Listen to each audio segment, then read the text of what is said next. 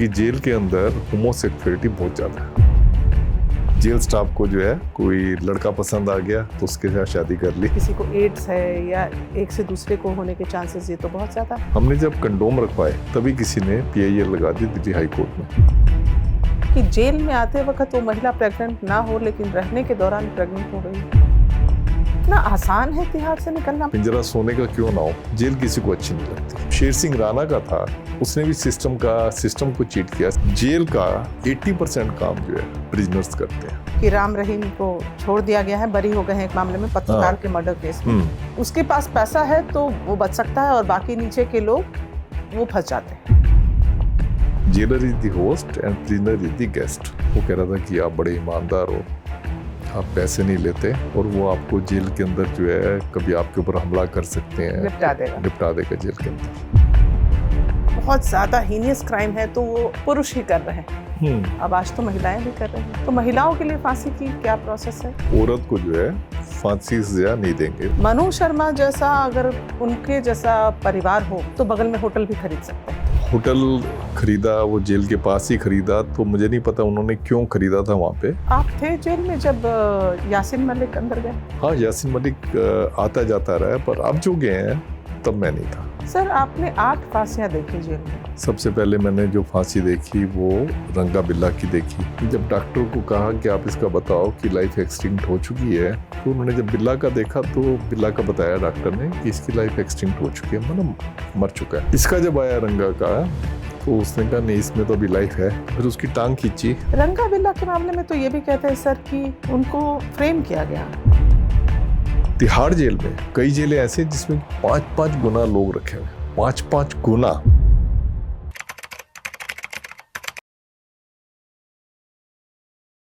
नमस्कार, मैं हूं श्वेता रंजन और आप देख रहे हैं स्पॉटलाइट विद श्वेता। आज हमारे साथ एक ऐसे शख्स जिन्होंने भारत की सबसे चर्चित जेल के भीतर के जीवन को करीब से देखा और समझा है। तिहाड़ जेल का नाम सुनते ही हमारे जहन में तमाम सवाल उभरते हैं। जेल के अंदर की ज़िंदगी कैसी होती होगी, अंदर कैदियों को किस तरह की ट्रीटमेंट मिलती होगी और एक जेलर की ज़िंदगी कैसी होती है, ये भी जानना ज़रूरी है कि किस हद तक जेल के दीवारों के भीतर अनुशासन होता है। एक जेलर के तौर पर किन किन चुनौतियों का सामना करना पड़ता है। बहरहाल हमारे साथ इस वक्त कार्यक्रम में मौजूद हैं सुनील गुप्ता जी, जो जेलर रह चुके हैं तिहाड़ जेल के, और इनकी किताब जिस पर आपने एक वेब सीरीज़ देखा भी है, ब्लैक वारंट, और इनकी कई और किताबें हैं जो जल्द ही पब्लिश होने वाली हैं। इन सब पर बात करेंगे। सुनील जी, आपका स्वागत करना चाहूँगी कार्यक्रम में। थैंक यू, आपने बुलाया। आपके मैंने कई पॉडकास्ट देखे सर, और जेल में जो आपने अपनी सेवाएं दी हैं, इतने साल का आपका कार्यकाल वहाँ रहा है, कहानियाँ अनगिनत हैं। अभी एक किताब, उसके बाद दूसरी, तीसरी, न जाने कितनी किताबें आप लिखेंगे। लेकिन मैं चाहूँगी सर कि सबसे पहले मैं आपकी ज़िंदगी में झांकूं। एक जेलर की ज़िंदगी कैसी होती है सर? उसकी दिनचर्या क्या होती है? वो क्या, उसका मन में क्या चल रहा होता है? देखिए, जेलर का जो काम है, अगर मैं हिंदुस्तान के कंटेक्स्ट में बात करूं, बहुत ही ज़्यादा, इवन पुलिस से ज़्यादा चैलेंजिंग है। पुलिस में क्या होता है कि आपकी बड़ी अच्छी आर्म्स ट्रेनिंग होती है, आपके सोर्सेज होते हैं जो आपको मुखबर होते हैं, जो आपको बताते हैं कि ये वाला जो बाहर क्रिमिनल है ये कर रहा है, वो ये कर रहा है। आपको बहुत सारी पावर्स होती है, आपको वेपनरीज बहुत अच्छे तरीके से यूज़ करनी आती है। पर जेलर जो होता है, जेलर में कोई ऐसी ट्रेनिंग वगैरह, अगर मैं इंडियन कंटेक्स्ट में बात करूं तो कोई ऐसी ट्रेनिंग वगैरह नहीं होती। और ये आम बात है कि उनको जो है धमकियाँ वगैरह मिलती रहती हैं। धमकियाँ मिलने से ज़्यादातर मैंने देखा है कि जो जेल का सिस्टम है पैरालाइज हो जाता है। आप रोज़ कहानियाँ पढ़ते रहते हैं कि जेलर जेल नहीं चला रहा था, फलां प्रिजनर जो है जेल चला रहा था। सुप्रीम कोर्ट ने कई केसों में, बिहार के केस थे, यूपी के क्रिमिनल थे जिनको कि दिल्ली भेजा क्योंकि वहाँ पे जेल एक तरह की वो चला रहे थे। तो जेलर की जो भूमिका होती है, बड़ी इम्पोर्टेंट भूमिका होती है जेल चलाने में, पर उसके चैलेंजेस इतने ज़्यादा होते हैं कि ज़्यादातर जो चैलेंजेस आते हैं उससे मैंने देखा वो सिस्टम उसको दबा देता है। तो एज ए जेलर जो हमने काम किया है, मेरा तो ये था कि लॉ बैकग्राउंड होने की वजह से तो मुझे पता था कि किस तरीके से जो है सर्वाइव करना है जेल में। आप देखें जो हैबिचुअल प्रिजनर होते हैं, तो जनरली मैंने देखा है कि प्रिजनर्स के प्रेशर में सिस्टम जो है वो पैरालाइज होता है, क्योंकि जेलर्स की एक तो कोई इतनी अच्छी ट्रेनिंग नहीं होती, आर्म्स की ट्रेनिंग नहीं होती। दूसरा, उनकी फैमिली जो है वो बाहर रह रही होती है, वो हमेशा डर के रहते हैं कि कब कोई आके, कोई हैबिचुअल प्रिजनर आके उनको धमकी दे जाए। या कई सारे केस ऐसे हुए हैं जिसमें कि जेलर को मार गए या उसकी फैमिली को मार गए। तो जेलर की जो टास्क होता है, बहुत उसमें मेहनत होती है। उसमें आपको अच्छा वकील भी होना चाहिए, अच्छा सिक्योरिटी पर्सनल भी होना चाहिए, आपको अच्छी एक पीआरओशिप भी होनी चाहिए। जबकि पुलिस में होता है, पर उसमें इतना ज़्यादा आपको चैलेंज नहीं आते जितने कि जेलर के उसमें आते हैं। तो इसलिए मैंने देखा है कि जब जेलर टेंशन में रहेगा तो उसका पूरा जेल का माहौल भी जो है टेंशन रिडन होता है। और जेलें जो है, अगर कोई आपका ऐसा प्रिजनर आ जाए जो कि बहुत ही खतरनाक है, तो मैंने देखा है जेलें वही चलाते हैं, ना कि जेलर। तो आपके पूरे कार्यकाल में सर ऐसी चुनौतियां कितनी बार आई जब आपको लगा कि जेल वही चला रहे हैं? जैसे मैंने अपनी किताब में लिखा है, जब मैं शुरू में गया था तो अपनी किताब में लिखा है कि चार्ल्स सोबराज उस टाइम पे जेल चलाता था। तो उसके बाद मैंने देखा राजेंद्र सेठिया और कई बड़े बड़े ऐसे प्रिजनर आए जो बड़े इन्फ्लुएंशियल प्रिजनर थे, तो वो सिस्टम को खरीद लेते थे। देखिए, जो मैं जिस बात को कहना चाह रहा हूँ ये है कि जब कोई पैसे वाला आदमी आता है या पॉलिटिकली इन्फ्लुएंशियल प्रिजनर आता है, तो कोशिश उनकी ये होती है कि जो भी फैसिलिटी वो चाहते हैं उनको सारी फैसिलिटी मिले, ताकि वो एक वन अपमैनशिप उनमें हो।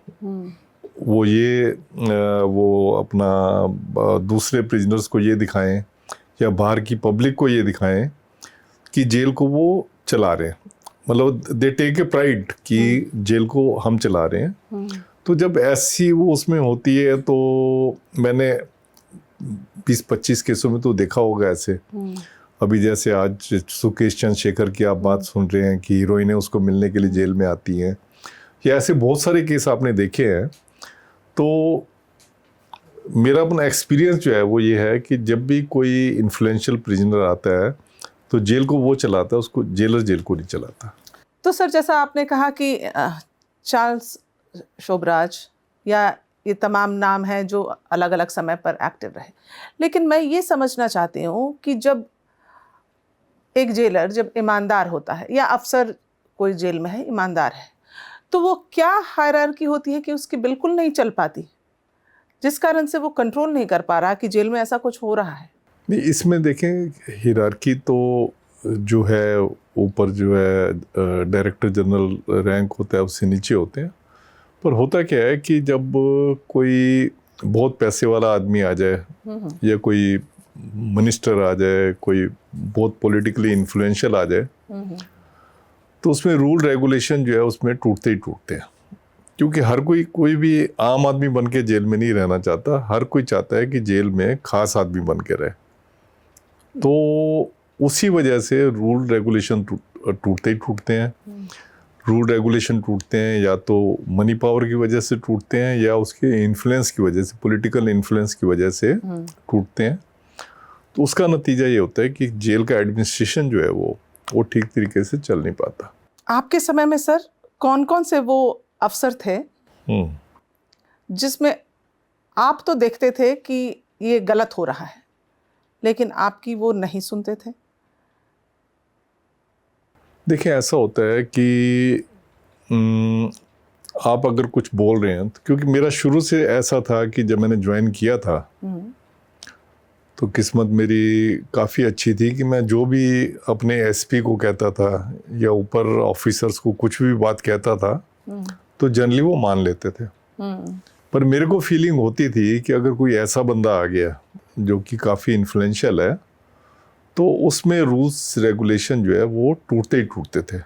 अब जैसे चार्ल्स सोबराज की बात करूं, अब चार्ल्स सोबराज का कहते हैं कि इसने उस टाइम के जो सीनियर ऑफिसर थे उनकी बात को उसने रिकॉर्ड किया हुआ था जिसमें कि वो इससे पैसा वगैरह मांग रहे थे या कुछ ऐसी बात की रिकॉर्डिंग थी जो उसने, हाँ, जिससे कि वो ब्लैकमेल करता था। कर सकता था। और उस टाइम पे यही 81 82 में तो यही वाली डिक्टाफोन वगैरह या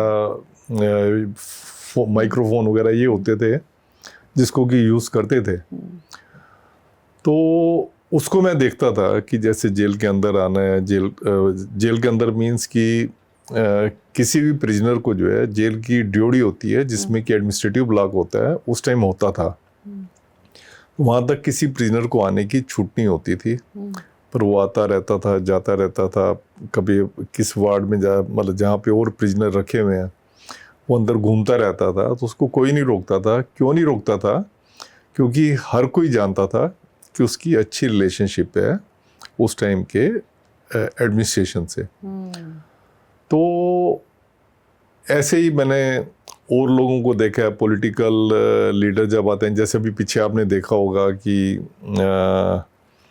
सत्येंद्र जैन थे, जेल मंत्री थे, जो कि बड़ी अनहोनी होती है कि एक जेल मंत्री जो जेल में है तो उनकी कोई मालिश वगैरह कर रहे थे या उनको फ्रूट्स वगैरह या दूसरी चीज़ें। हालांकि ये चीज़ें बड़ी कॉमन है, जब भी कोई पैसे वाला या इन्फ्लुएंशियल बंदा आता है ये चीज़ें बहुत कॉमन है। पर उसमें क्योंकि टीवी पे आना शुरू हो गया था वो, तो इसलिए वो खास हो गई थी। तो ये जो इन्फ्लुएंस जो है, इन्फ्लुएंस जेल में बहुत ज़्यादा चलता है। तो जैसे आपने नाम लिया सत्येंद्र जैन का, अरविंद केजरीवाल मुख्यमंत्री जी भी जेल में गए। मैं समझना चाहती हूँ कि जब इस कद के लोग जेल में जाते हैं तो ठीक है, बाद में आप चाहे वो मालिश करा रहे हो, चाहे फल फूल खा रहे हो, एसी में रह रहे हो, तमाम सुविधाएं उठा रहे हो, लेकिन कितना भी बड़ा आदमी हो वो सलाखों के पीछे उसका मन तो टूटता ही होगा। तो पहली बार जब ये जेल में आते हैं इस किस्म के लोग, तो कैसा महसूस करते हैं? जैसे ही कोई, इनको आप कह लो कि वीआईपी प्रिजनर, जैसे कोई वीआईपी प्रिजनर जेल में आता है तो देखो, जेल तो जेल ही होती है। मतलब आपको एक पर्टिकुलर एरिया से बाहर आप जा नहीं सकते। जेल से बाहर आप नहीं जा सकते, जेल के अंदर आप सुविधाएं ले सकते हो। सुविधाएं क्या होती हैं? रोटी, कपड़ा और मकान। उसमें आप इसको समराइज कर सकते हैं। रोटी का वो ये चाहते हैं कि खाना उनका बाहर से आए या उनका अलग किचन हो जिसमें खाना बने। तो जनरली जो है सिक्योरिटी रीजन से जो भी हाई सिक्योरिटी के प्रिजनर्स होते हैं उनका खाना अलग से बनता है। दूसरा होता है कपड़ा। कपड़ा मीन्स कि उनके जो बेडिंग वगैरह है वो उनकी, वो चाहते हैं कि उनको जेल की बेडिंग इस्तेमाल ना करे, बट घर से आए। प्लस घर वाले जब आ रहे हैं तो जिस टाइम भी आ रहे हैं उनको आने दिया जाए, मिलने दिया जाए। क्योंकि जो आम प्रिजनर होता है वो सुबह के टाइम उसकी मुलाकात होती है, सुबह 9:30 से 12 बजे तक का टाइम होता है और आधे घंटे की मुलाकात होती है। और जो उनकी मुलाकात होती है, मुलाकात जंगले में होती है। एक तरफ उनके जो मिलने वाले खड़े होते हैं और एक तरफ ये प्रिजनर खड़े होते हैं और बीच में आयरन ग्रिल्स होती हैं। तो कोई भी उसमें नहीं खड़ा होना चाहता है। जो भी वीआईपी प्रिजनर होता है वो चाहता है कि वो फेस टू फेस उसकी मुलाकात हो। तीसरा उसकी डिमांड होती है कि उसको आम कैदी की तरह जो है ना रखा जाए, उसको अलग से सेल मिलनी चाहिए। तो 3 चीज़ें अगर आपकी उनको मिल जाती हैं, बाकी मोबाइल फ़ोन कैसे आता है, मोबाइल फ़ोन कैसे जाता, मोबाइल फ़ोन तो रखना आजकल स्टेटस सिंबल हो गया। जो बेसिक चीज़ें मैंने आपको बताई, ये बेसिक चीज़ें हर एक को चाहिए होती हैं। इसके लिए वो कुछ भी कीमत जो है चुकाने के लिए तैयार रहते हैं। तो सर, जैसे आपने कहा खाना, तो जब आपने खाने की बात की तो मुझे दिमाग में आया मनु शर्मा। मनु शर्मा जैसा अगर उनके जैसा परिवार हो तो बगल में होटल भी खरीद सकते हैं। ये पूरा वाकया क्या था सर? देखें कि जो मनु शर्मा की आपने बात की है, होटल उनके खरीदा, वो जेल के पास ही खरीदा, तो मुझे नहीं पता उन्होंने क्यों खरीदा था वहाँ पे। मनु शर्मा का उनको जेल फैक्ट्री में काम दिया हुआ था। तो जेल फैक्ट्री में जो भी प्रोडक्शन होता है, तो इनको कहा था कि उसका हिसाब किताब रखने का। तो इनकी कई सजेशन तो जेल प्रशासन के लिए इतनी इम्पोर्टेंट प्रूव हुई। मुझे याद है, इसने मेरे को ही एक लिख के भेजा था। अब जेल फैक्ट्री में जो हमारा सामान बनता है, खासकर खाने का और पीने का, बिस्किट्स वगैरह जो बनते हैं और चीज़ें बनती हैं, तो उसका नाम हमने TJS रखा हुआ है, तिहाड़ जेल स्पेशलिटी। तो उन्होंने एक बड़ा अलग तरीका बताया कि इसकी मार्केटिंग कैसे करो। पढ़े लिखे कैदियों का ये फ़ायदा होता है। पढ़े लिखे फ़ायदों का प्लस इनका जो एक इंडस्ट्रियल बैकग्राउंड होने का ये फ़ायदा होता है। इन्होंने बताया कि जितने माल्स वगैरह, उन दिनों में माल्स का कल्चर जो है शुरू हुआ था, उनमें आप अपने माल्स में आप दुकानें ले लो, उसके बाद कोर्ट कम्प्लेक्स में अपने सामान को बेचो।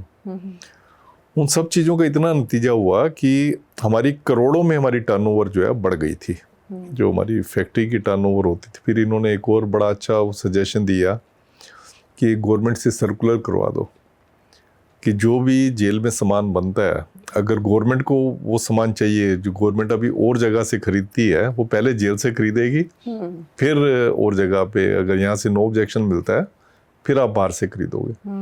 उसका नतीजा ये हो कि दिल्ली के जितने स्कूल हैं वहाँ पे हमारे डेस्क वगैरह जो है, जेल के डेस्क वगैरह पहुँचने शुरू हो गए, जिससे कि हमारी टर्नओवर काफ़ी बढ़ गई।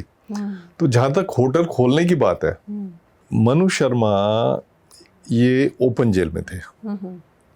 ओपन जेल का मतलब ये होता है कि आप सुबह के टाइम आप जाओ अपने काम पे और शाम को वापस आ जाओ।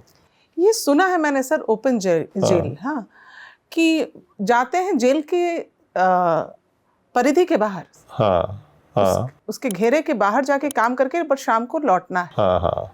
तो ये कैसा जेल है सर? मतलब ये मैंने अभी तो मैं आपको और आगे बताऊंगा जेल कितनी तरह के होते हैं। देखिए, जो अगर दिल्ली की मैं बात करूं, तो सबसे पहले तो एक सेमी ओपन जेल होता है, जिसमें कि आप मेन जेल से बाहर हो और आप जाके जेल के अपने जो रिटेल स्टोर वगैरह खुले हुए हैं, उसमें जाके काम कर सकते हो। आप कोई बार्बर शॉप चला सकते हो जेल की कॉलोनी के, उनके लिए कार साफ कर सकते हो। मतलब ये जेल से बाहर आप काम कर सकते हो, और जो आप कमा रहे हो वो आप कमाओगे। आपका किचन भी जेल से बाहर होगा।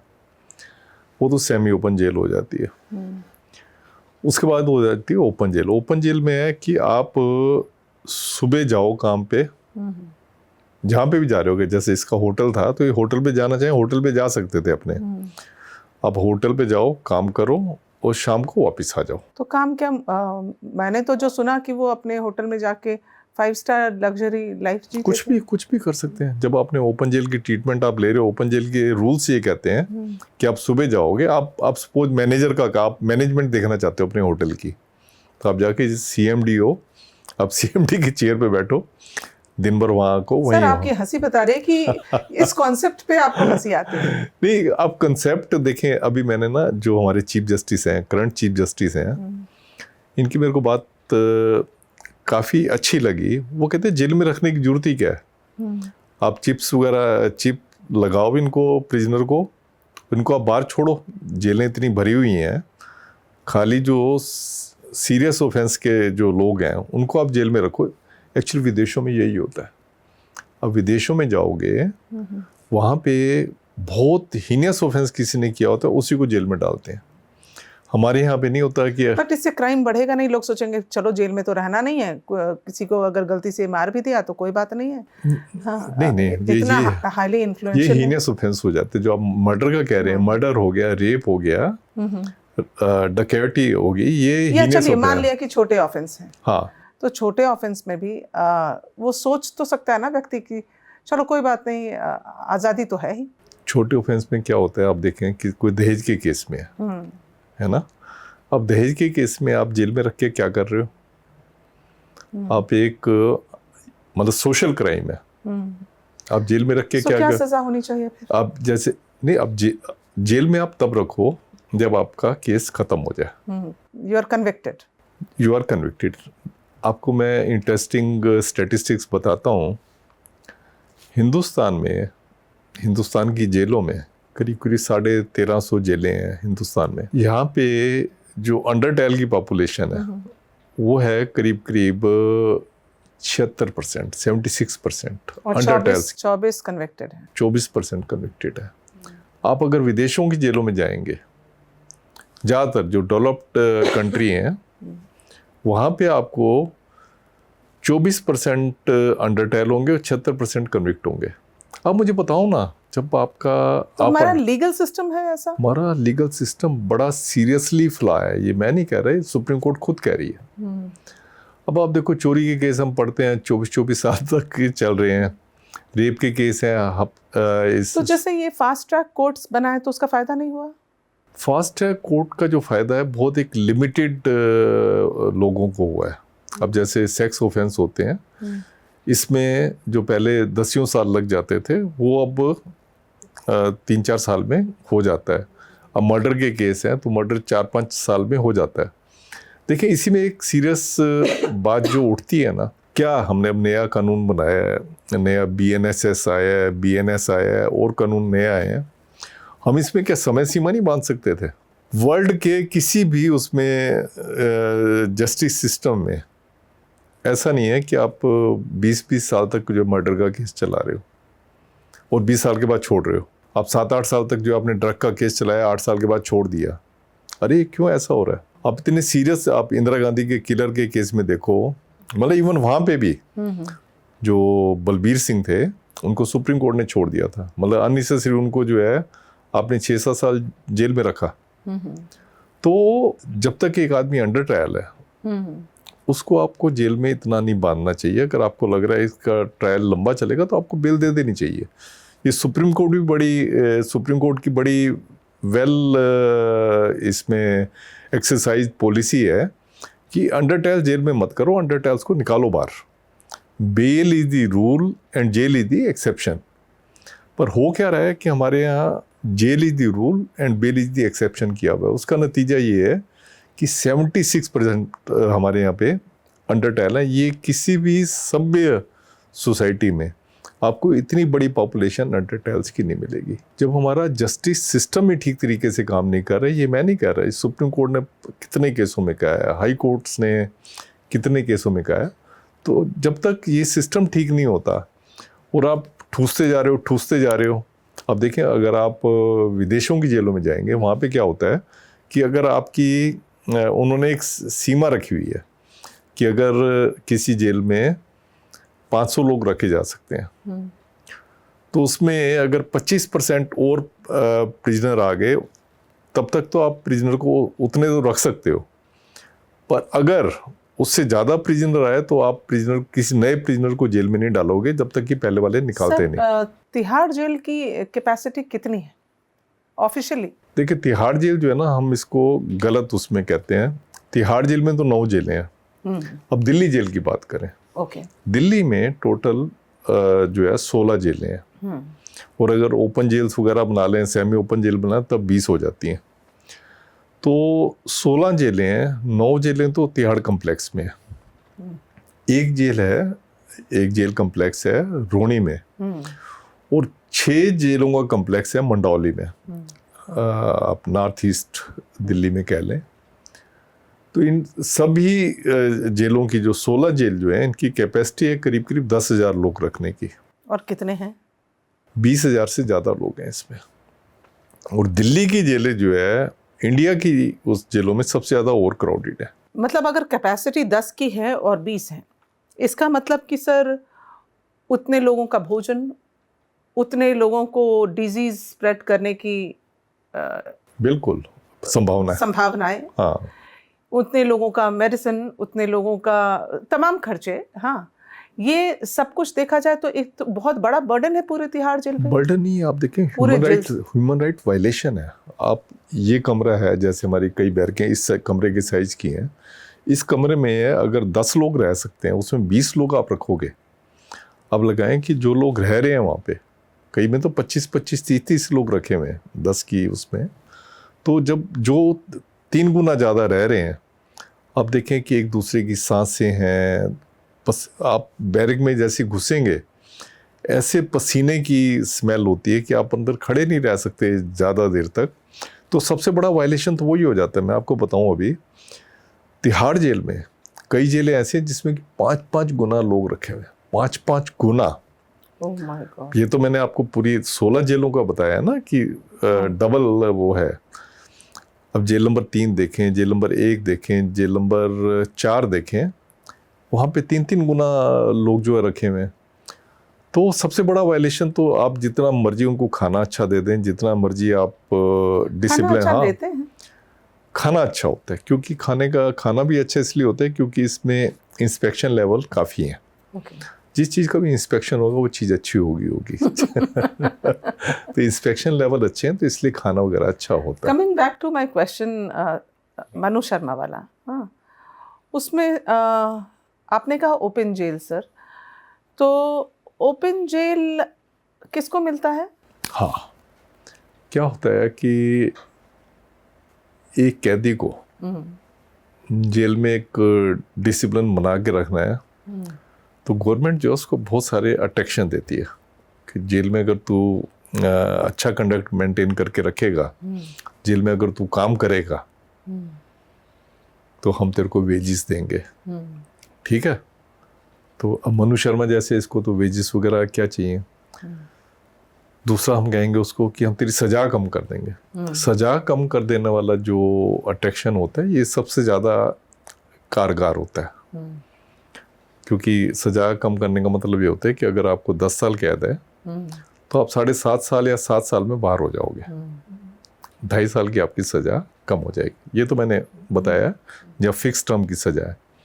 अब उम्र कैदी जो होता है, उम्र कैदी को 14 साल जेल में काटने होते हैं।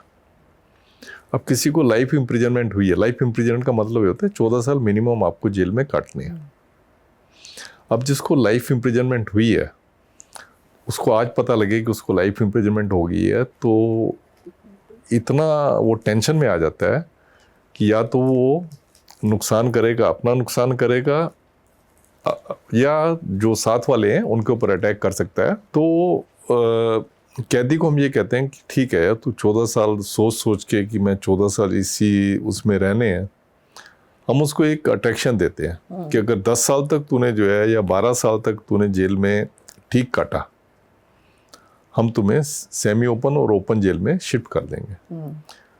मतलब ओपन जेल तो यही होगी कि आप जैसे अपने काम करने के लिए जा रहे हो, मतलब कई लोग हैं ऐसे जो सुबह जाते हैं मायापुरी इंडस्ट्रियल एरिया में जा रहे हैं, कोई कहाँ जा रहा है, कोई कहाँ जा रहा है, आपको शाम को वापस आ जाना है। अभी आपको और बताऊँ, ये दिल्ली में तो वो वाली चीज़ नहीं है, ओपन क्लस्टर भी हैं। ओपन क्लस्टर में आप अपनी फैमिली के साथ रहते हो और अपना जो बिजनेस कर रहे हो आप जैसे बहुत सारे वहाँ पे, अगर जयपुर में आप जाएंगे वहाँ ओपन क्लस्टर है, उसमें आप अपना ऑटो चला रहे हैं या रिक्शा चला रहे हैं या कुछ भी काम कर रहे हैं, दुकान चला रहे हैं, तो आपको एक क्लस्टर का मतलब ये है कि वहाँ पे एक घर बना के दिए हुए हैं जिसमें कि आप अपनी फैमिली के साथ, कईयों ने तो अपना एसी लगा रखा है घर पे, उनका बस एक शर्त होती है और शाम को आपको हाजिरी लगानी होती है।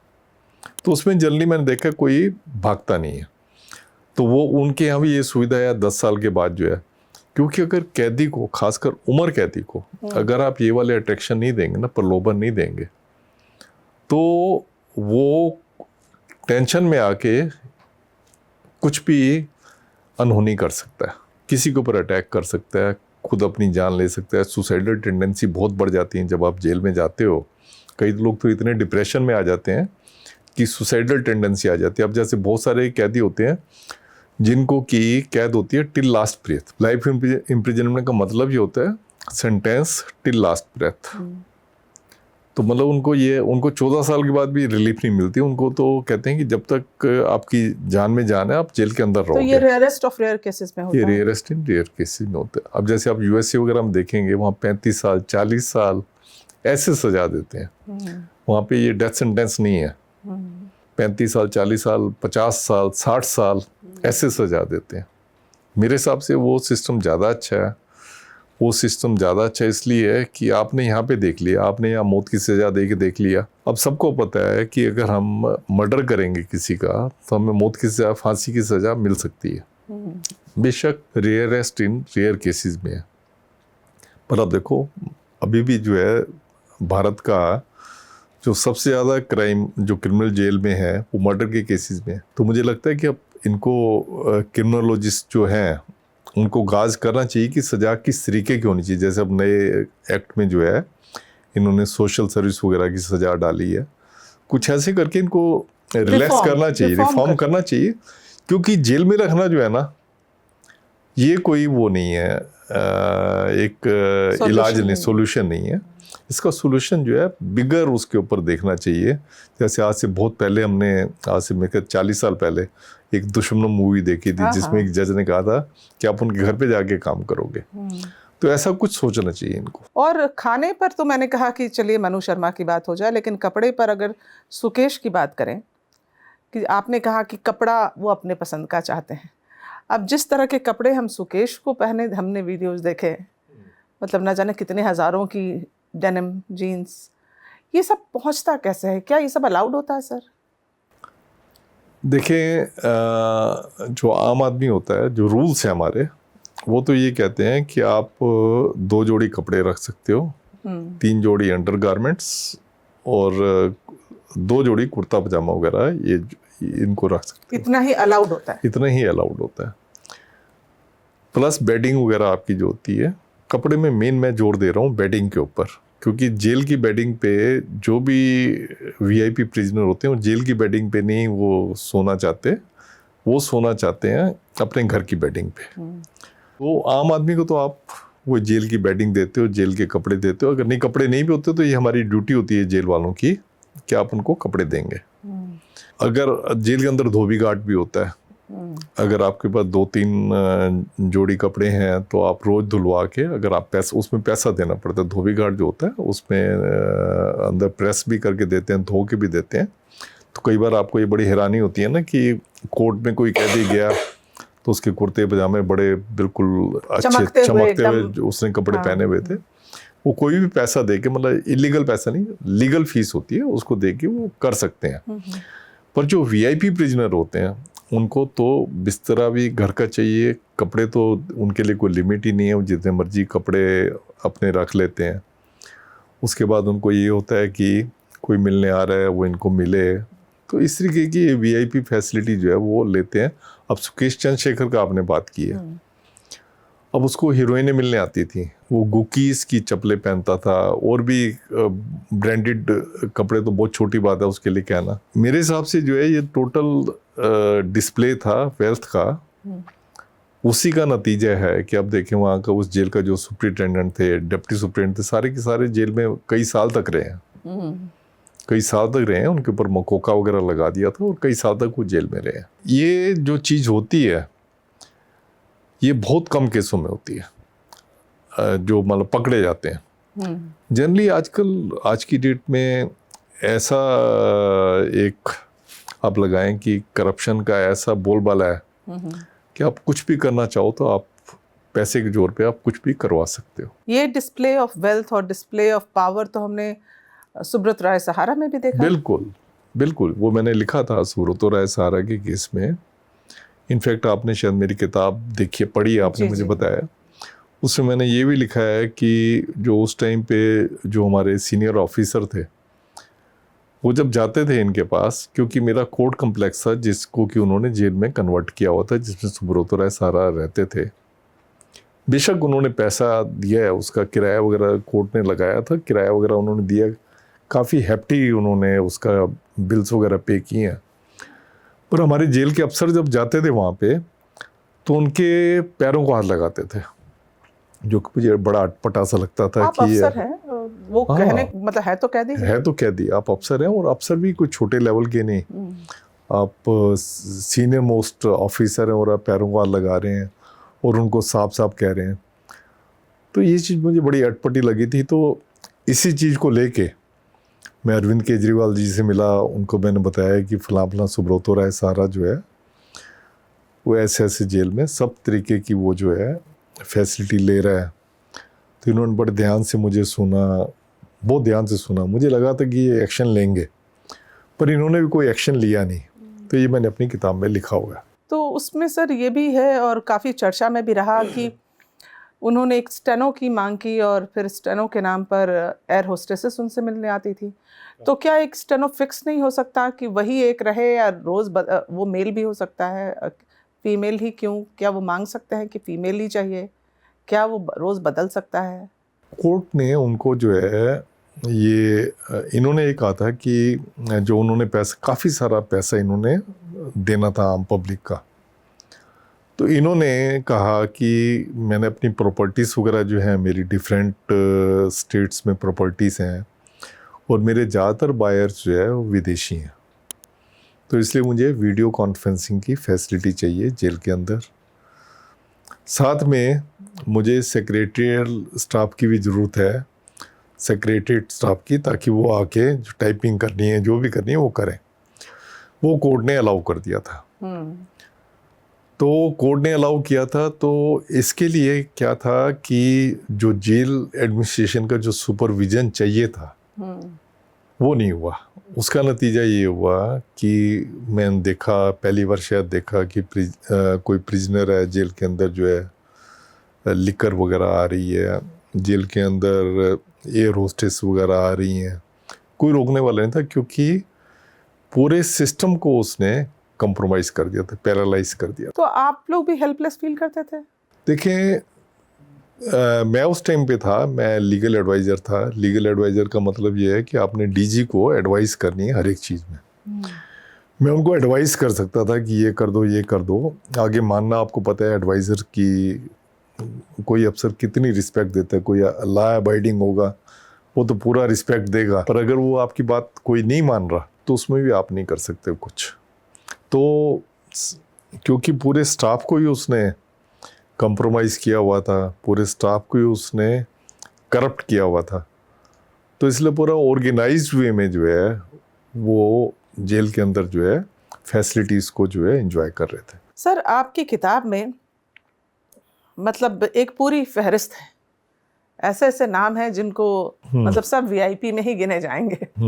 हाँ, जैसे उसमें अफजल गुरु भी है, उसमें सुकेश भी है, उसमें सुकेश का वर्णन किया है कि नहीं किया है आपने? मैंने ध्यान नहीं दिया। हाँ, सुकेश का किया मैंने। सुब्रत राय सहारा हैं, फिर मकबूल भट्ट है, निर्भया का आपने जिक्र किया, शिवानी भटनागर है, मतलब चार्ल्स शोभराज है। तो ये इतने सारे नाम, बट कौन सा केस आपको सबसे ज़्यादा विचलित कर गया सर? अफजल गुरु की बात अगर हम ना करें, वो हाँ, वो हमने आपके किस्से सुने हैं। हाँ, क्या होता है कि किसी को भी अगर फांसी मिलती है ना, किसी को भी, अफजल गुरु की बात तो बहुत दूर की हो गई, किसी को भी फांसी मिली है तो मेरा दिल विचलित होता ही होता था। क्योंकि एक तो सभ्य सोसाइटी में आप देखेंगे कि फांसी को रिकॉग्नाइज नहीं करते सभ्य सोसाइटी में। और दूसरा क्या है कि आप देखेंगे ज़्यादातर फांसी जो है वो मिलती है जो लोग अपनी लीगल एड जो है वो नहीं करवा सकते, जो प्रॉपर एडवोकेट को अपना हायर नहीं कर सकते, उनको फांसी मिलती है। जो भी अपना एडवोकेट वगैरह हायर कर लेते हैं, अगर उनको फांसी मिली भी होती है तो वो छूट जाते हैं। मैं आपको एक एग्जांपल से बताता हूँ। सबसे पहली जो मेरी किताब का नाम ब्लैक वारंट इसलिए है क्योंकि मैंने 8 फांसी अपने कैरियर में देखी थी यहाँ पे। सबसे पहले मैंने जो फांसी देखी वो रंगा बिल्ला की देखी, फिर उसके बाद मैंने देखी मकबूल भट्ट की, फिर उसके बाद करतार उजागर सिंह की देखी, उसके बाद मैंने देखी इंदिरा गांधी के किलर जो है इनकी फांसी देखी, केहर सिंह सतवंत सिंह की, लास्ट फांसी मैंने देखी है अफजल गुरु की, तो इसलिए मेरा इस किताब का नाम ब्लैक वारंट है। तो जनरली अगर आप देखेंगे बड़े हाईली जो केस होते हैं फांसी की सज़ा उसी में मिलती है, जो कि बहुत हाईली उछले हुए केस होते हैं उनमें मिलती है। करतार उजागर जो थे, इनको फांसी की सज़ा मिली थी। ये बड़ा फेमस केस था उस टाइम पे, विद्या जैन मर्डर केस था। डॉक्टर जैन थे, उनका अपनी सेक्रेटरी के साथ जो है अफेयर था, लव अफेयर था। तो उसमें जो उनकी जो सेक्रेटरी थी उसने कहा कि मैं शादी के लिए जोर डाल रही थी, तो जब तक आपकी पहली वाइफ है तो आप शादी नहीं कर सकते। तो उस चीज़ को हटाने के लिए उसको इन्होंने पूरा एक मर्डर का एक प्लान किया और उसको इस तरीके से स्टेज किया कि जैसे बाहर वालों ने आके मारा है।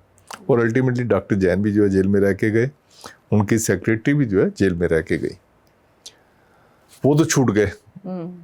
इनको फांसी मिल गई। इन्होंने 500 रुपये में, इनकी जो फीस थी 500 रुपये की थी, 500 रुपये में गरीब थे, मर्डर किया। जिसने मर्डर करवाया वो तो छूट गए, जिसने 500 रुपये के लिए मर्डर किया उनको जो है फांसी हो गई। अब बताइए कहाँ का न्याय है। इट रिमाइंड्स मी कि आज की ही खबर है कि राम रहीम को छोड़ दिया गया है, बरी हो गए हैं एक मामले में, पत्रकार के मर्डर केस में। और बाकी के जो 3 और नाम थे, या शायद 2 या 3 नाम और थे, वो सब अभी दोषी हैं।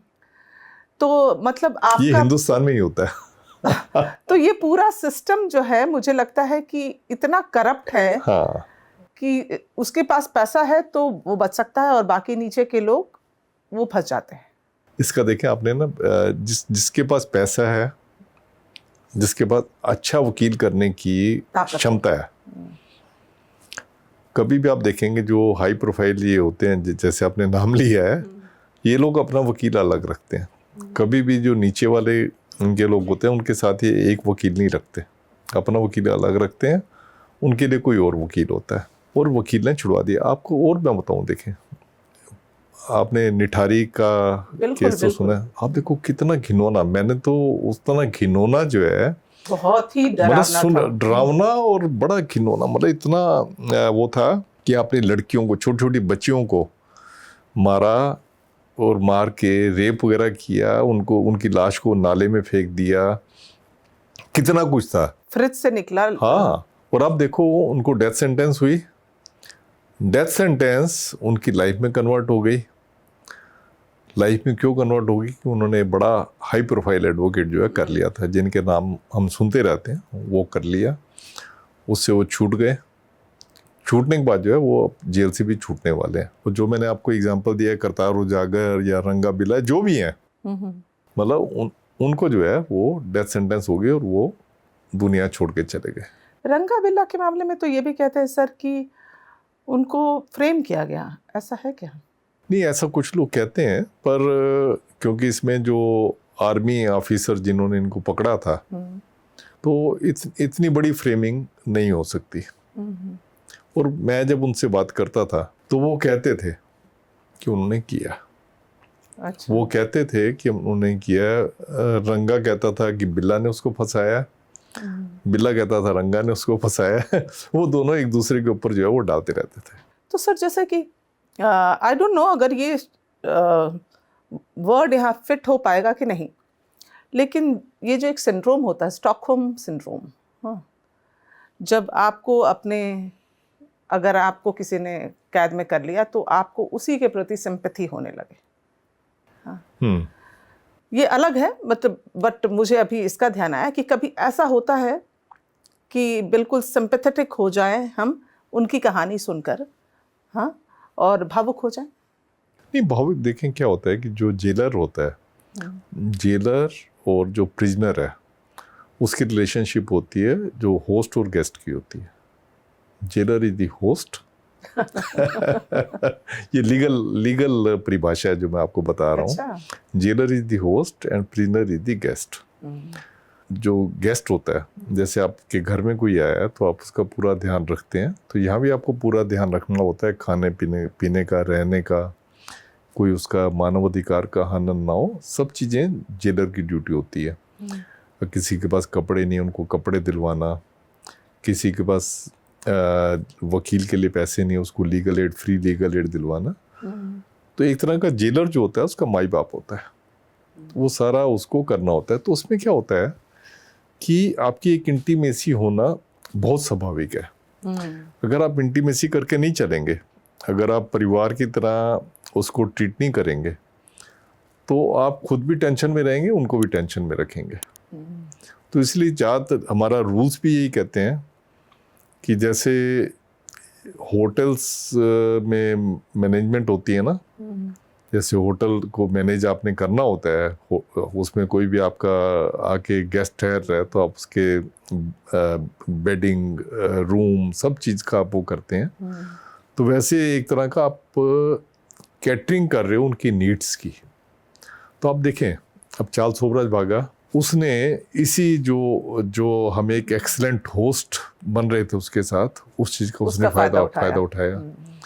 शेर सिंह राणा भागा, उसने भी सिस्टम के लूप होल्स देखे, क्योंकि अगर जैसे आप पिक्चरों में देखते हैं कि अंग्रेज़ों के टाइम के जेलर हैं, पिटाई कर रहे हैं, या अभी भी कई जगह है पिटाई वगैरह बहुत होती हैं, तो उसमें आप जेल ठीक तरीके से नहीं चला सकते। जो चीज़ आप दोगे वही चीज़ आपको वापस मिलेगी। अगर आप टेंशन दे रहे हो प्रिजनर को, वही टेंशन आपके पास वापस आ जाएगी। तो जो हमारी एक जो ड्यूटी है रिफॉर्म करने की, हम उस ड्यूटी में मिजरेबली फेल हो जाएंगे। तो इसलिए हमेशा हमारा ये रहती है, कोशिश रहती है कि जेल को ऐसे चलाओ जैसे आप अपनी हाउस कीपिंग कर रहे हो। हाउस कीपिंग में आपकी इंटीमेसी होना स्वाभाविक है, मतलब कि कई जगह मतलब अनड्यू इंटीमेसी नहीं होनी चाहिए, इंटीमेसी होनी चाहिए। अनड्यू इंटीमेसी क्या होती है, किसी जेल स्टाफ को जो है कोई लड़का पसंद आ गया तो उसके साथ शादी कर ली। ये सवाल मेरे मन में था सर। आज सुबह मैं सोचते हुए आ रही थी कि ये सवाल था कि कभी ऐसा भी तो हो सकता है जैसे कि कैदियों को कैदी पसंद आ जाते हैं, क्योंकि महिला कैदी अलग है, पुरुष कैदी अलग है, और एक बॉडी की नीड है, सेक्सुअल डिजायर्स। बिल्कुल। तो बहुत इस तरह के केसेस होते हैं जेलों में इस सोडोमी को लेकर। लेकिन कई बार ये भी तो हो सकता है कि इसमें कोई जेल का स्टाफ शामिल हो जाए। बहुत, मैंने आपको बताया ना, काफ़ी सारे इंस्टांसेस हैं। मेरी एक किताब मैंने लिखी है अभी, लव इन जेल, अभी उसका नाम रखा है आगे। तो टाइटल क्या रहता है उसका ये देखना पड़ेगा। उसमें मैंने इंस्टेंसेस दिए हैं कि जिसमें कि जेल स्टाफ, खासकर लेडी स्टाफ ने कैसे प्रिजनर्स के साथ जो है उनको पसंद किया, उनके साथ शादी की। कुछ एक शादी जो बड़ी सक्सेसफुल रही, कुछ एक शादी फेल हो गई। कोई ऐसा किस्सा बताइए ना सर, एक किस्सा बता दीजिए उसका। कई सारे किस्से उसमें लिखे हुए हैं। जैसे एक हमारे यहाँ पे मैट्रन होती थी, तो मैट्रन जो है वो आती थी अपनी, उस टाइम पे जो फीमेल जेल होती थी मेल जेल के अंदर ही होती थी। वैसे तो लॉ ये कहता है कि फीमेल जेल अलग होगी, मेल जेल अलग होगी। उस टाइम अच्छा, मेल जेल में फीमेल स्टाफ भी तो नहीं हो सकती? नहीं हो सकता। अब तो इवन फीमेल जेल की जो फीमेल सुपरिटेंडेंट भी जो है मेल जेल को चला रहे हैं, कई जगह ऐसे। तो वो जब मैट्रन थी तो भर्ती होके आई, तो वो जब फीमेल वार्ड में जाते थे तो रास्ते में मेल्स वगैरह जो है काफ़ी होते थे, सारे मेल ही होते थे। फीमेल तो 300-400 होती थी, मेल जो है करीब 2-2,500 होते थे। तो एक मेरा ऑर्डरली होता था, तो उसकी उससे आंखें 2-4 हो गई। उनसे शादी हो गई, बड़ी फर्स्ट क्लास उनकी ज़िंदगी चल रही है। अब 3-4 बच्चे भी हो गए हैं, बड़ी अच्छी ज़िंदगी चल रही है। और वो बंदा रेपिस्ट था, रेप के केस में उसको कैद हुई थी। ऐसी एक डॉक्टर थी, होम्योपैथी की डॉक्टर थी, तो उसको दवाइयाँ वगैरह डिस्पेंस करने के लिए हमने एक हेल्पर दिया हुआ था। वो मर्डरर था। तो आपस में उनका इश्क हो गया और उन्होंने शादी कर ली, पर उनकी शादी इतनी सफल नहीं रही। तो ऐसे ही एक प्रिजनर था, तो वो एक लड़की इंटर्न थी, इंटर्नशिप के लिए आई वहाँ पे। बहुत अच्छे रिच परिवार की लड़की थी। वो आई तो ये लड़का भी अच्छी फैमिली से था, तब लाइफ मुझे लगता है ये तो जिक्र किया है ब्लैक वॉरेंट में। मैंने हाँ, जिक्र किया हुआ है। हाँ, मैंने देखा है। हाँ, उसका उससे इश्क हो गया, तब उनके बच्चे भी, मतलब 2 बच्चे हैं, दोनों फॉरेन सेटल्ड हैं, वो खुद भी फॉरेन वगैरह के बड़े चक्कर लगाते रहते हैं, मतलब बड़ी सक्सेसफुल है। तो इसमें बहुत सारी कहानी है जो सक्सेस स्टोरी भी है और फेल स्टोरी भी है। तो मेरी किताब आएगी तो उसको आप, और आपकी बहुत जल्द आने वाली किताबों में एक एस्केप के ऊपर भी है, हाँ, प्रिजन एक से escape, एस्केप। हाँ, जाहिर सी बात है कि नाम से ही पता चल रहा है कि उसका नाम है रेड अलर्ट। तो अभी हाँ, तो उसकी मैंने लिख दिया काम सारा, एडिटिंग तो वगैरह इसमें 2 कहानियां तो मैं आपके बिना बताए बता सकती हूँ। चार्ल्स का होगा और शेर सिंह राणा का बिल्कुल होगा। आपने ठीक बताया। और शेर सिंह राणा यहीं बैठे थे। अच्छा। और जिस पर पॉडकास्ट से पहले आपने मुझे कहा कि कैदी पहले आगे जेलर जेलर बाद बाद में आया। ये हमारे हिंदुस्तान में जो है गति है। तो खैर वो पूरी बात नहीं बताते हैं कि कैसे भागे। ये तो कहते हैं कि नकली पुलिस वाले बन के आए, और फिर वो उनके साथ हो लिए, और फिर बाद में असली वाले आए।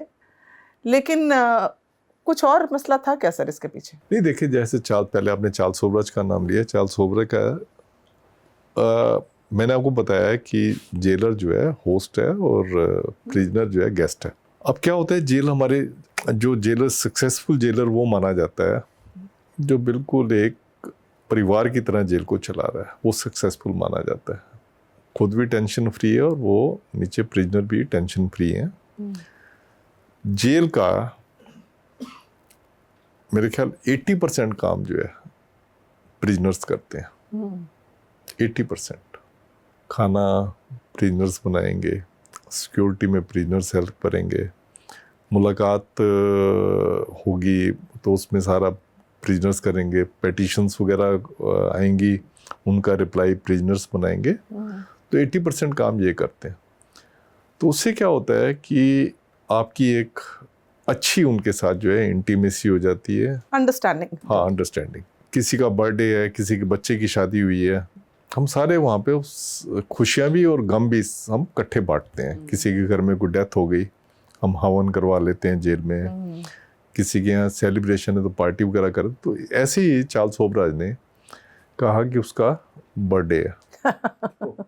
अच्छा, बर्थडे है तो फिर हम बर्थडे मनाते रहते, तो उसका भी हमने बर्थडे मना दिया। तो उसने क्या किया, एक तरह का एस्केप कम था, चीटिंग ज़्यादा थी। उसने जो है वो जो हमें एक लीवेज देते थे कि बर्थडे वगैरह मनाने की, तो उसने बर्थडे ऐसी तारीख पे चुना जबकि जेल बंद थी, छुट्टी का दिन था, 16 मार्च थी 1986, जेल बंद थी उस दिन। कितना शातिर होगा। दिल पे लगी हुई चीजें होती है ना, तो वो याद रहती हैं। तो उसका 16 मार्च को भागा वो। तो वही था अपना स्केलेटन स्टाफ था उस दिन। छुट्टी वाले दिन जो है बहुत थोड़ा सा स्टाफ होता है, तो उसने उसको सिस्टम को चीट किया।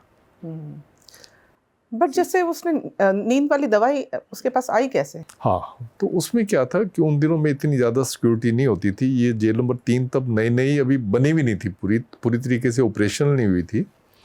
तो सबसे बड़ी गलती तो ये थी कि जो भी सुपरिटेंडेंट था, उसको जो जेल अभी ऑपरेट ही नहीं ठीक तरीके से हुई, उसमें इसको चार्ल्स सोबराज जैसे छातिर दिमाग वाले बंदे को नहीं डालना चाहिए था, उसमें डाला उसको। उन दिनों में इतनी सिक्योरिटी नहीं होती थी जैसे आजकल है कि आप कोई भी आदमी कोई मिलने जाता है या कोई स्टाफ का आता है, सबकी एक एंट्रेंस के ऊपर ही जो है जो पीआरओ जिसको हम कहते हैं, पीआरओ ऑफिसेस बनाए हुए हैं, पीआरओ गेट बनाए हुए हैं, जहाँ पे हर एक की सर्च होती है, उसके बाद वो अंदर आ सकता है।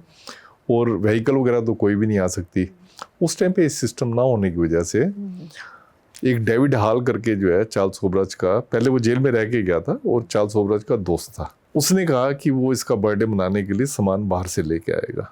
अच्छा। वो जेल बाहर से जो सामान लाया उसमें ये लारपोस करके गोलियां थी, वो भी लेके आया। तो कहीं कहीं लूप होल तो हमारा ही होता हाँ, है। लूप होल, वही मैंने कहा कि उसने सिस्टम को चीट किया।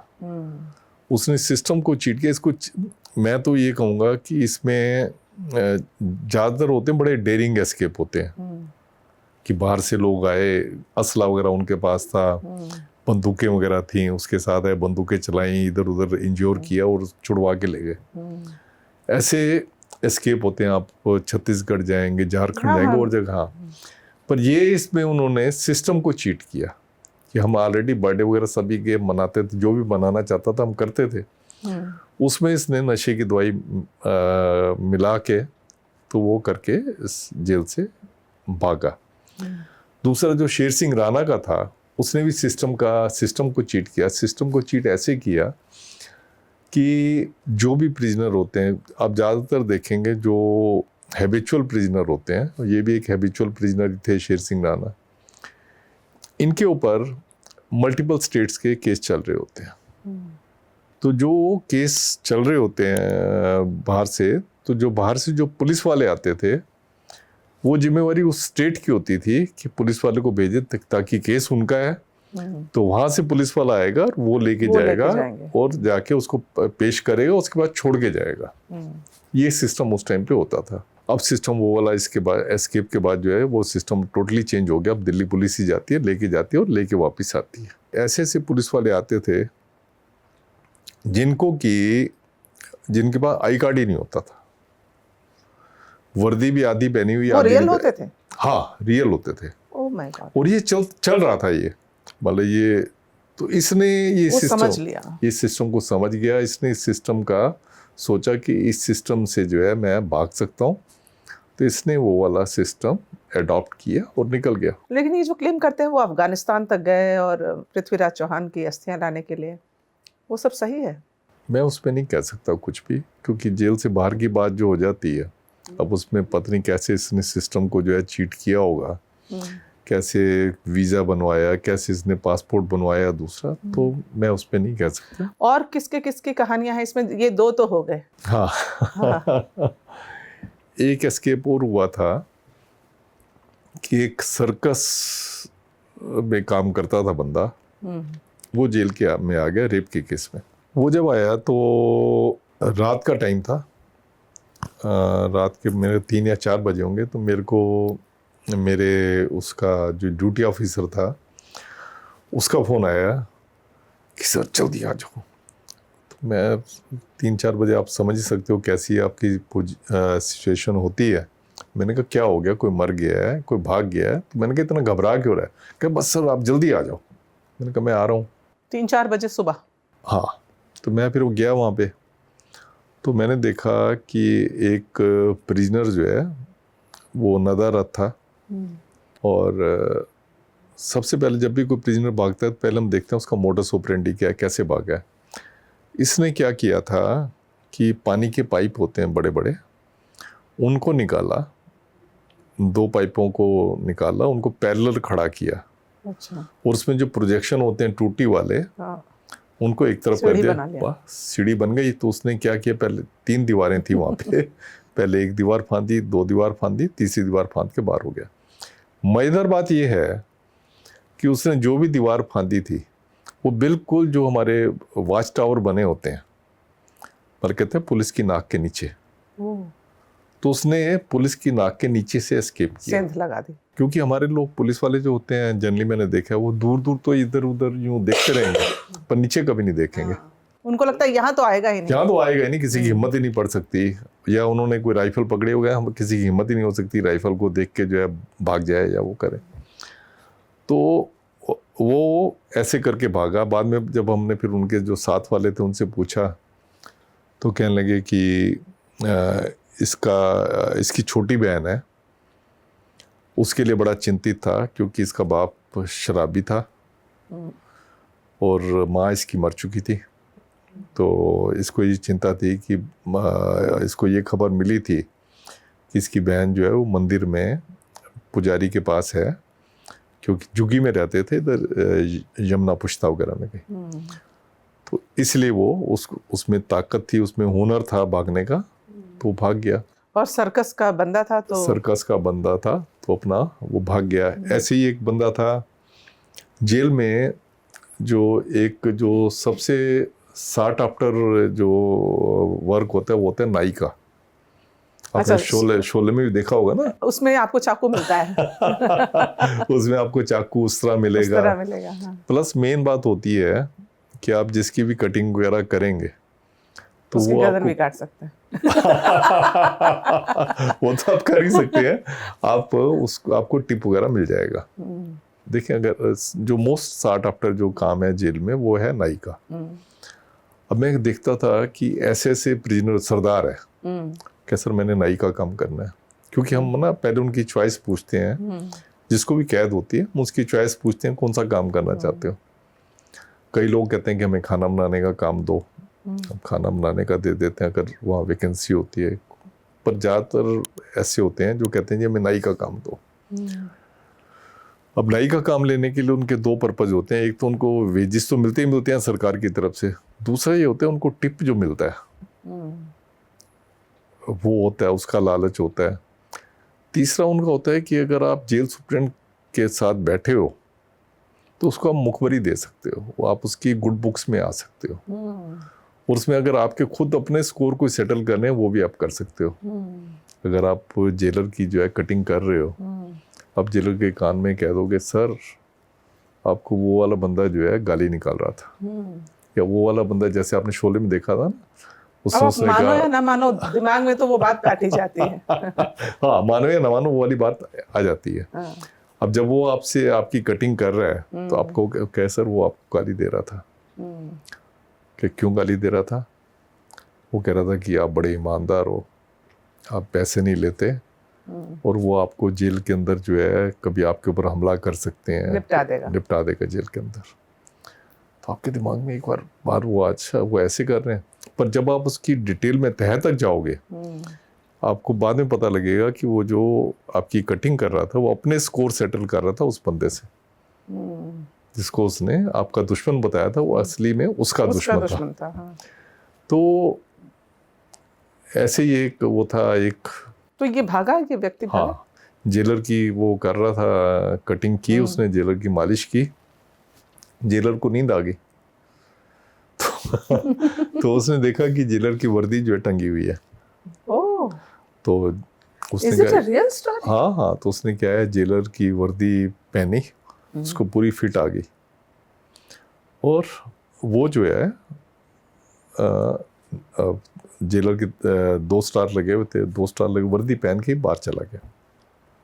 तो जेलर सोता रहा। ये पहली बार ऐसा हुआ कि मतलब जेलर की वर्दी पहन के, नहीं तो ऐसा होता था कि जो जेल में काम करने के लिए मजदूर वगैरह आते हैं पीडब्ल्यूडी के या दूसरे मजदूर आते हैं, उसके गार में तो बहुत लोग भाग जाते थे, पर वर्दी पहन के मतलब इतना डेयरिंग वो होगा।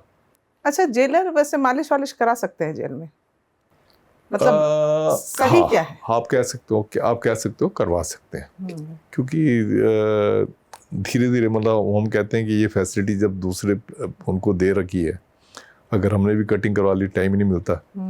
मोस्टली जेलर का ये होता है कि सुबह आते हैं जेल में घुसते हैं, रात तक वो जो है जेल में बैठे रहते हैं, कटिंग का टाइम नहीं मिलता है, इसलिए वो तो उसने देखा कि ड्रेस वगैरह बिल्कुल पूरी आ गई, वो अपना पहन के निकल गया बाहर।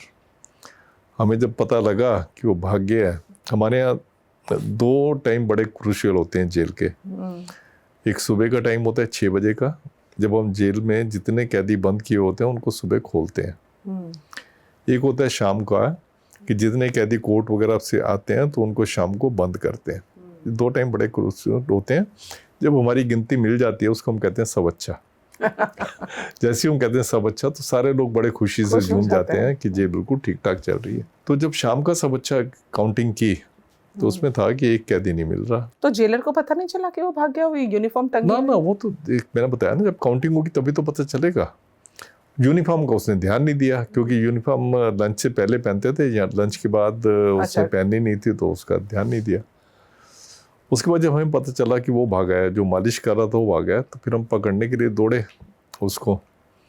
जब पकड़ने के लिए दौड़े तो मुझे याद है पश्चिम विहार में हम गए।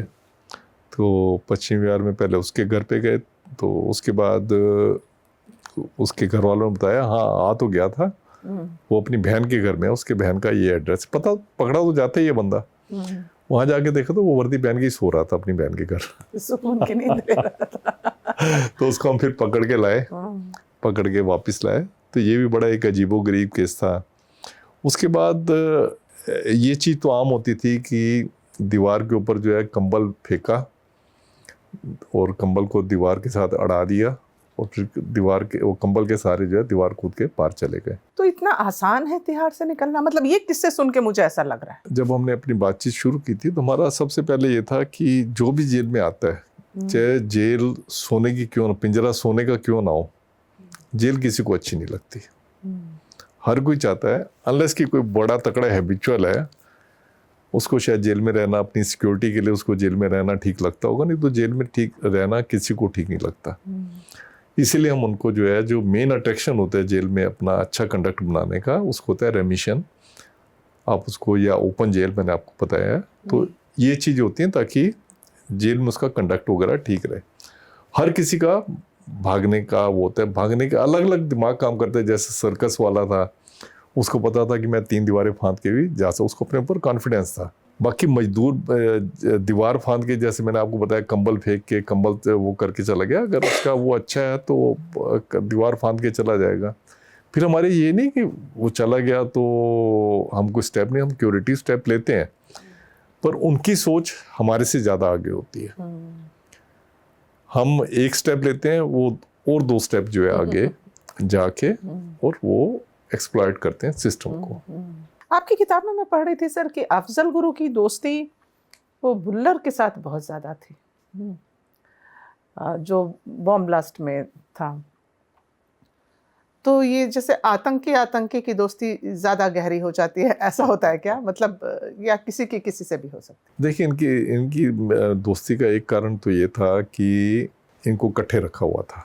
इकट्ठे रखा मतलब इनकी जो कंडेम सेल थी उसमें रखा हुआ था। कंडेम सेल में जब होते हैं तो शाम को जैसे घूमना है तो इकट्ठे घूमते रहते। मैंने भी कई बार इनको देखा था इकट्ठे घूमते हैं। और इसके पीछे शायद साजिश भी हो सकती है कि जैसे हम बाहर देखते हैं ना, देश के दुश्मन हैं, खालिस्तानी और आतंकवादी, दूसरे आतंकवादी मिलके साजिश करते हैं। तो वो भी मुझे लगता है इसमें वो कुछ हो सकता है कि उसको, खालिस्तानियों का तो सपोर्ट था ही बुल्लर को, तो मिल के एक दोनों मिसचीफ गैंग के बंदे थे, तो वो इकट्ठे रहते थे। तो जनरली जिनकी सोच एक जैसी हो तो दोस्ती बड़ी जल्दी होती है। आप थे जेल में जब यासीन मलिक अंदर गए? हाँ, यासीन मलिक आता जाता रहा है, पर अब जो गए हैं तब मैं नहीं था। पहले ये कई बार यासीन मलिक 5-6 बार तो ये जेल में आए हैं, जब कोर्ट में पेश होने के लिए आते थे। आपका सामना हुआ कभी? बातचीत हुई? बहुत बार, हाँ, बातचीत हुई, बस सब ठीक ठाक है, यही होते हैं, इससे ज़्यादा नहीं होता। देखिए, मेन होता है जेलर का जो काम होता है वो ये होता है किसी की मार पिटाई ना हो, खाना ठीक मिले, टाइम पे उसको हम कोर्ट में पेश कर दें, और फिर अगर उसने वापस अपनी स्टेट में जाना है तो उसको अपना टाइमली वापस अपनी स्टेट में भेज दें।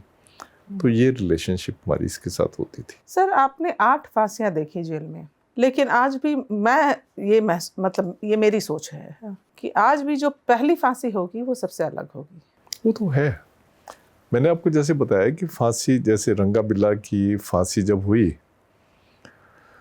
तो that was the first execution before. आपका रिएक्शन कैसा था? मतलब आपने शायद ब्लैक वारंट अगर देखी है तो आपने देखा होगा कि काफ़ी मेरी तबीयत वगैरह ख़राब हो गई थी जब मैंने फांसी देखी, क्योंकि देखो बड़ा भयानक सीन होता है। इस केस में क्या हुआ था, आपने रंगा बिल्ला का नाम लिया है, इसमें क्या हुआ कि रंगा बहुत ही पतला था, मेरे ख्याल 6 फीट लंबा होगा, वो बिल्ला जो है थोड़ा सा छोटे कद का था और थोड़ा सा हैवी था।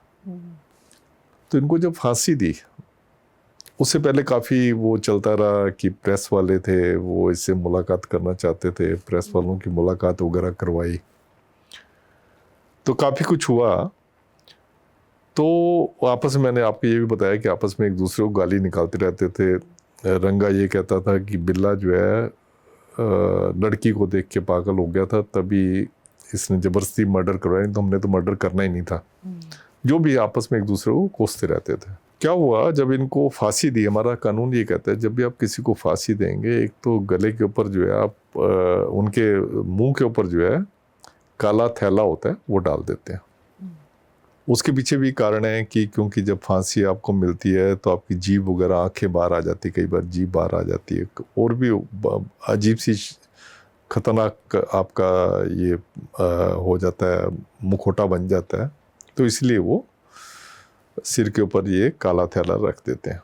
तो इसमें और फिर लॉ ये कहता है कि आप जब फांसी देंगे, फांसी देने से पहले मैं आपको प्रोसेस बता ही देता हूँ। फांसी देने से पहले जो है, जैसे अब लॉ ये कहता है कि फांसी की प्रक्रिया 2 हफ्ते पहले शुरू हो जाएगी। अब ये लॉ कहता है 15 दिन से शुरू हो जाएगी। उसमें पहले जो ब्लैक वारंट इशू होगा, जब भी किसी को फांसी दी जाती है तो जिस कोर्ट ने फांसी की सज़ा दी होती है, देखें जब भी कोई कोर्ट फांसी की सज़ा देती है तो फांसी की सज़ा इम्प्लीमेंटेबल नहीं होती जब तक कि हाई कोर्ट उसको अप्रूव नहीं कर देती। उसके बाद वो सुप्रीम कोर्ट जाएगा, और सुप्रीम कोर्ट के बाद जो है वो मर्सी पिटीशन के लिए भी, या गवर्नर के पास एप्लीकेशन लगा सकते हैं, मर्सी पिटीशन दे सकता है। दिल्ली में प्रेसिडेंट को मर्सी पिटीशन लगती है, बाकी और स्टेट्स में जो है गवर्नर के पास लगती है, उसके बाद प्रेसिडेंट के पास भी लगा सकते हैं। जब मर्सी पिटीशन रिजेक्ट हो जाती है, उसके बाद आप उसको मानते हैं कि ये प्रिजनर कंडेम प्रिजनर है। फिर हम एकदम जाते हैं, जिस कोर्ट ने फांसी दी होती है उसके पास जाते हैं कि आप ब्लैक वारंट इशू करो। ब्लैक वारंट इसलिए कहते हैं कि उसमें ब्लैक हाशिया सा होता है वारंट के ऊपर। सीआरपीसी में और इसमें लॉ में इसका एक प्रोफार्मा दिया हुआ है। उस टाइम पे क्या होता था कि जैसे ही ब्लैक वारंट जज साइन करता था तो उसकी निब उस टाइम पे निब के पेन होते थे, निब तोड़ देता था ताकि उसको ऐसा काम जो है फिर आगे ना करना पड़े। अब नहीं तोड़ते निब? अब तो मेरे को निब होती नहीं अब तो तो वो ब्लैक वारंट जब इशू होता है तो उन दिनों में होता था 1 हफ्ते में जो है उसको फांसी देनी होती थी। रंगा बिला के टाइम की मैं बात कर रहा हूँ। अब ये हो गया कि ब्लैक वारंट जब आप इशू होता है, उस ब्लैक वारंट में ये लिखा होता है कि इसको आप इस तारीख को इतने बजे फांसी दोगे। जेलर को डायरेक्शन होती है, और इसको इम्प्लीमेंट करने के बाद जो है आप उसका कि कंप्लायंस हो गया, कोर्ट को जो है आप बताएंगे कि आपके ऑर्डर की कंप्लायंस हो गई। तो क्या होता है कि जब किसी को मतलब ब्लैक वारंट इशू हो गया, जब आप उसको लटकाते हो उससे पहले आप उनके घर वालों से मिलवाते हो, तो लटकाने के 2 घंटे के बाद जो है डॉक्टर आता है और डॉक्टर एक सर्टिफिकेट देता है कि इसकी लाइफ एक्सटिंक्ट हो चुकी है। वो देता है कि लाइफ इसकी एक्सटिंक्ट हो चुकी है। तो इसके केस में, रंगा बिला के केस में, जब डॉक्टर को कहा कि आप इसका बताओ कि लाइफ एक्सटिंक्ट हो चुकी है, तो उन्होंने जब बिल्ला का देखा तो बिल्ला का बताया डॉक्टर ने कि इसकी लाइफ एक्सटिंक्ट हो चुकी है, मतलब मर चुका है। इसका जब आया रंगा का तो उसने कहा नहीं, इसमें तो अभी लाइफ है। हमने कहा यार ये कैसे हो गया, 2 घंटे हो गए लटका हुआ।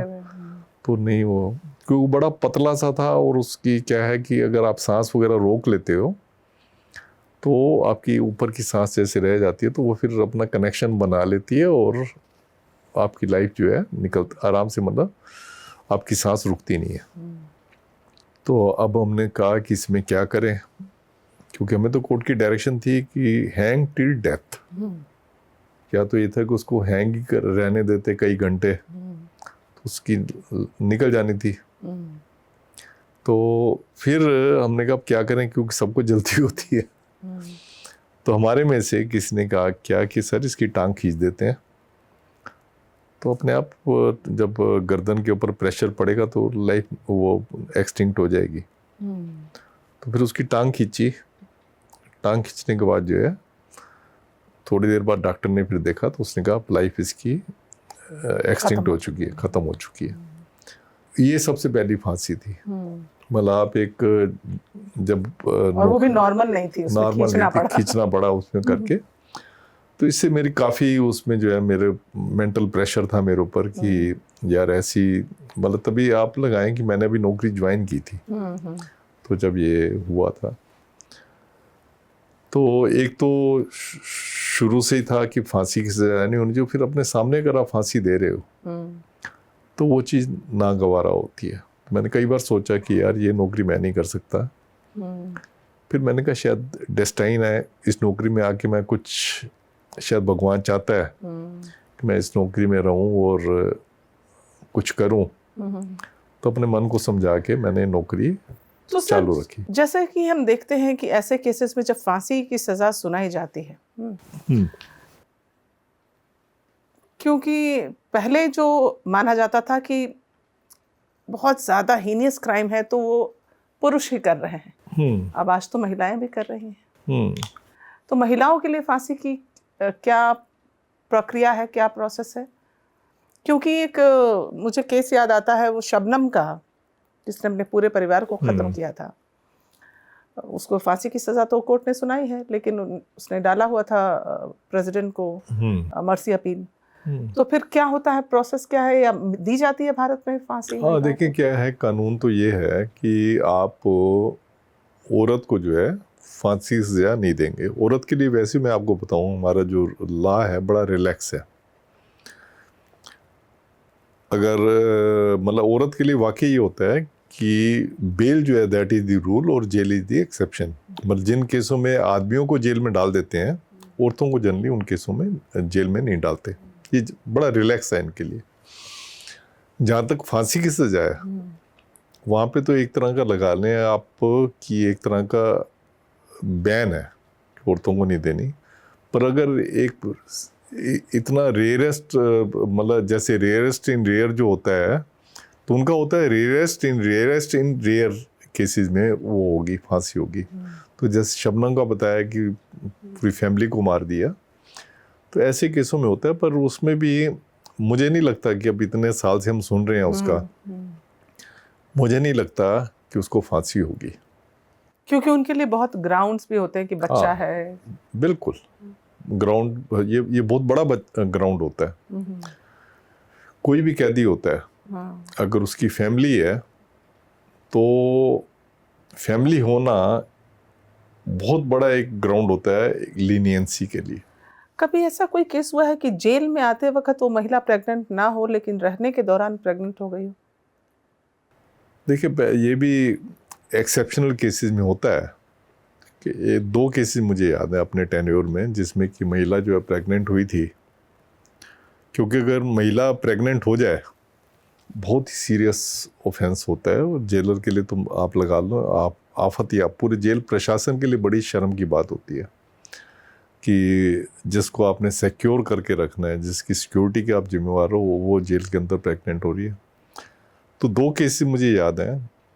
एक केस में तो एक महिला कोर्ट में गई थी, कोर्ट में गई तो जब वापस आई तो कुछ पता नहीं था क्या था, तो वहाँ पे उसने फिजिकल रिलेशन बना लिए थे किसी और बंदे के साथ। टॉयलेट में गए, वहाँ फिजिकल रिलेशन बनाए और उससे वो प्रेग्नेंट हो गई थी। अब जब प्रेग्नेंट हुई, तो मुझे याद है उस टाइम पे जो डेली अखबार आते थे, फ्रंट पेज की सबसे बड़ी खबर थी कि औरत प्रेग्नेंट हो गई। जब प्रेग्नेंट हुई तो जो शरारती तत्व थे जेल के, उन्होंने भी नाम उछालने शुरू कर दिए कि इसको सुप्रिटेंडेंट जेल ने प्रेग्नेंट कर दिया। बाई चांस वो जो सुप्रीटेंडेंट जेल था उनका, वो शरारती किस्म का था वो, तो लोगों ने कोर्ट में लगा दी कि इस सुप्रीटेंडेंट जेल ने इसको प्रेग्नेंट किया है। तो उसमें क्या हुआ कि उस केस में मैं भी जब कोर्ट में लगा दी, तो कोर्ट में बाई चांस मैं लीगल एडवाइजर होने की वजह से मैं कोर्ट में अपीयर हुआ, और सुप्रीटेंडेंट जेल भी वहीं था, तो औरत भी वहीं थी, और उसका घरवाला जो है औरत का, वो शोर मचा रहा था कि सुप्रीटेंडेंट जेल ने मेरी घरवाली को प्रेग्नेंट कर दिया। उसने कहा तेरे को कैसे पता लगा? कहने लगा जी मुझे इंटेलिजेंस सोर्सेज से पता लगा, जेल के लोगों ने बताया। क्योंकि जेल में भी आपस में गुटबाजी होती है। एक ग्रुप का जो उसके एंटी ग्रुप था, उन्होंने जाकर उसके आदमी को कह दिया कि तेरी जो वाइफ जो प्रेग्नेंट हुई है तरसेम कुमार जी ने किया है। तो जब नाम लिया, उसने कोर्ट में लगा दी कि इन्होंने मेरी वाइफ को प्रेग्नेंट कर दिया। तो हम कोर्ट में गए, कोर्ट ने बुलाया। हम जब कोर्ट में गए तो मैंने जज साहब को कहा, मैंने कहा जज साहब, बार बार ये औरत ये कह रही है, ये औरत ये कह रही है कि इसको सुप्रीटेंडेंट जेल ने प्रेग्नेंट किया है। तो मैंने ठीक है, हम सुप्रीटेंडेंट जेल की आइडेंटिफिकेशन परेड यहीं करवा देते हैं। 8-10 लोग तो हमारे पास हैं ही यहाँ पे कोर्ट में। 8-10 लोगों के बीच में सुब्रन जेल को खड़ा कर देते हैं और औरत को कहते हैं कि पहचान किसने तेरे को प्रेग्नेंट किया। तो उसका आदमी कहने लगा कि हाँ मैं जानता हूँ, तरसेम ने इनको वो किया है, मुझे मेरे सूत्रों ने बताया जेल के अंदर। तो हमने कहा तू तरसेम कुमार जी को पहचानते? कहते हैं हाँ मैं पहचानता हूँ। तो हमने तरसेम कुमार सुब्रन जेल थे उनको खड़ा कर दिया 8-10 लोगों के बीच में। हमने कहा अच्छा बता कौन थे तरसेम कुमार जी? उसने गलत आदमी को आइडेंटिफाई किया। तो औरत का तो पहचानने का वो नहीं, औरत को ही कहा कि देख तू इनमें कौन है, तो वो भी नहीं पहचान पाई। तब जाके उनकी तरसेम कुमार जी की उसमें मुक्ति मिली। तो एक और केस हुआ था, उसमें भी जब प्रेग्नेंट हो गई महिला, तो जब भी कोई प्रेग्नेंट होती है तो उसकी एक मैजिस्ट्रेट की जांच होती है। वो सारे देखते हैं कि क्या कारण थे कि ये प्रेग्नेंट हुई, ताकि आगे ये वाली चीज़ ना हो।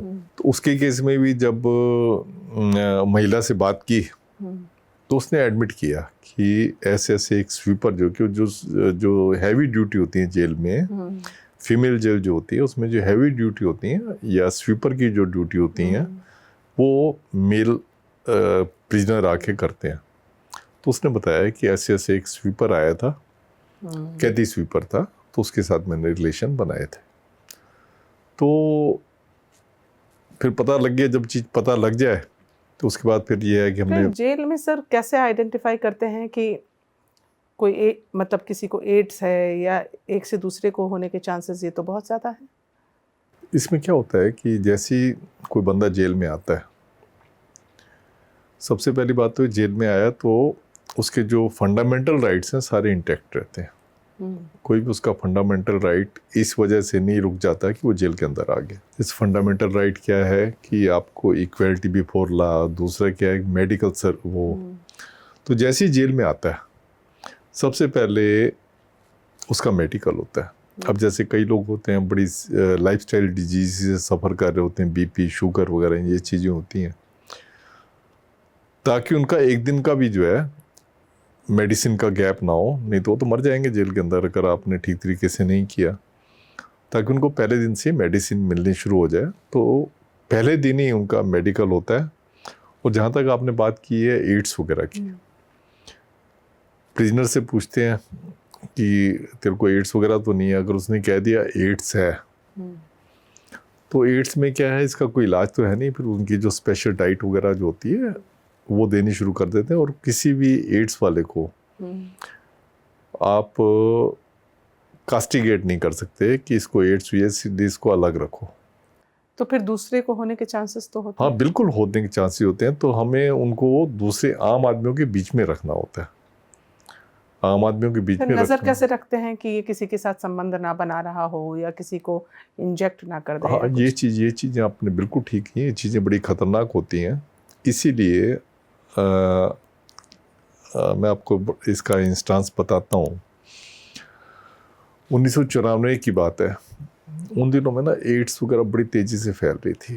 HIV एड्स वगैरह बहुत तेज़ी से फैल रही थी। अवेयरनेस भी नहीं थी।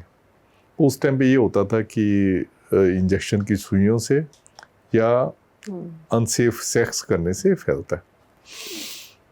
उन्हीं दिनों में एक NGO ने अपनी रिपोर्ट पब्लिश की।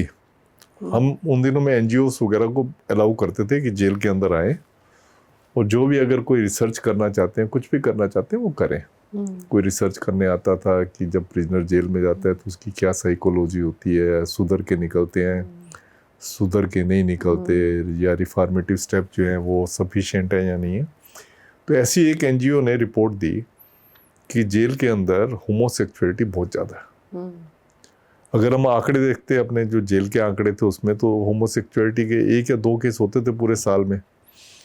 पर जब उसने NGO ने प्रिजनर से बातचीत करके बताया कि खासकर जो 18 से 21 साल तक के बच्चे हैं उनमें होमोसेक्सुअलिटी बहुत ज़्यादा है।